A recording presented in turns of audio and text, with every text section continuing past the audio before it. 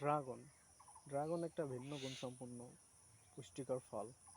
Dragon গাছের ফলের বৈশিষ্ট্য হচ্ছে যে ড্রাগন আপনি যে দেখতেছেন পাকা, আবার ঠিক তার নিচেই দেখতেছেন কাঁচা ফল, আবার পাকা ফল, আবার পাকা ফল, এবং একই গাছে দেখতেছেন আবার ফুল।